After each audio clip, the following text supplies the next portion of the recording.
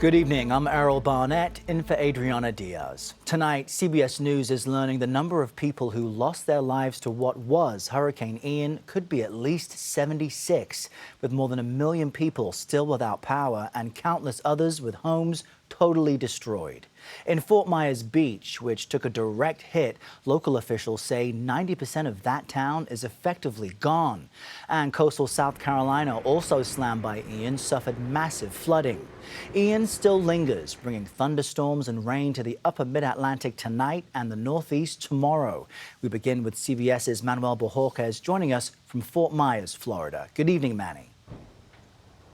Good evening, Errol. The cleanup is well underway here in downtown Fort Myers, but unfortunately for many business owners, that means getting rid of almost everything. And to this day, the dangers of Hurricane Ian persist for this area, this time in the form of floodwaters from upstream.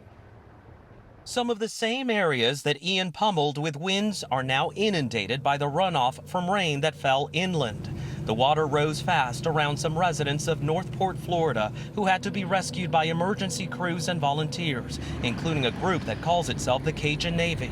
It was so fast. Those guys are great. Yeah, they helped us out so much.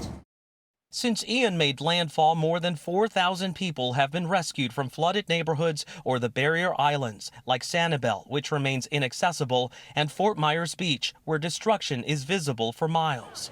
Long lines are forming at food and water distribution sites. Robbie Podgorski recorded video as the floodwaters rose around his home Wednesday during the height of the storm. So that's our house. The next day, he and his girlfriend tried to enter the Green Cup Cafe, which he owns. Jesus. Today, he showed us the equipment and furniture that were tossed around and toppled, now covered in mud. We're not just talking about your business here. We're also talking about your home. Yeah, that was the craziest part is that, we lost our cars, we lost our home, we lost our business. But this is home for Robbie, and he doesn't plan to change that. I love Green Cup. I love the community that we brought together. And we have so many guests that have reached out to us. And to see that level of love in 2022 is so great. But he will have one additional hurdle to rebuilding. He doesn't have flood insurance. He said he never thought the water would come that high. So far, Florida's governor says 8,700 people have registered for FEMA assistance, that number certain to climb. Errol? All right, Manuel Bojorquez, our thanks to you and the team there.